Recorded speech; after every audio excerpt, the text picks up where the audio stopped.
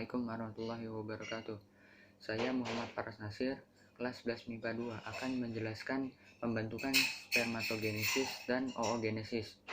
Fase awal spermatogenesis. Spermatogonium bersifat diploid 2N secara mitosis. Spermatogonium akan berubah menjadi spermatosit primer 2N. Berikutnya spermatosit primer membelah menjadi spermatosit sekunder secara meiosis. Jumlah spermatosit sekunder ada 2, sama besar dan bersifat haploid M. Melalui fase meiosis 2, spermatosit sekunder membelah menjadi 4 spermatid yang sama bentuk dan ukurannya.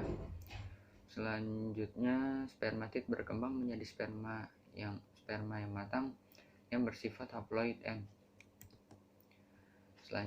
Pembentukan oogenesis.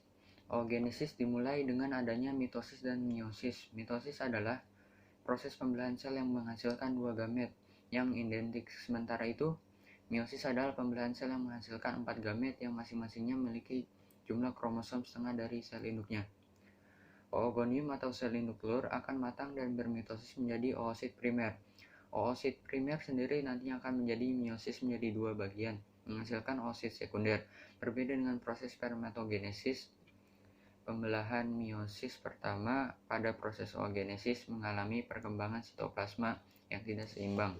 Akibatnya, ada satu oosit yang memiliki banyak sitoplasma, sedangkan oosit lainnya tidak memiliki sitoplasma. Oosit yang memiliki banyak sitoplasma berukuran lebih besar daripada oosit yang tidak mempunyai sitoplasma. Nah, oosit yang lebih kecil inilah yang disebut dengan badan polar pertama.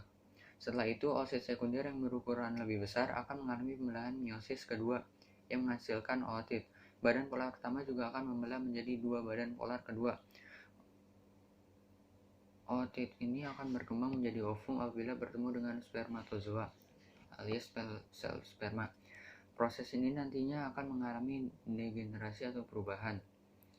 Jika setelah degenerasi ootit tidak bertemu dengan sel sperma dan pembuahan tidak terjadi, maka siklus oogenesis terulang kembali dan Anda juga akan mengalami menstruasi.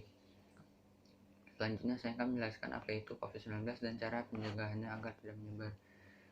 Yang pertama, COVID-19 itu adalah virus yang menyerang sistem pernafasan, dan yaitu pertama kali muncul di Wuhan, Cina. Dan cara mencegah agar tidak menyebar itu yang pertama, stay at home. Yang kedua, sering-sering mencuci tangan, harus pakai sabun, kalau nggak ada ya pakai hand sanitizer. Yang ketiga, social distancing. Sekian dari saya. Wassalamualaikum warahmatullahi wabarakatuh.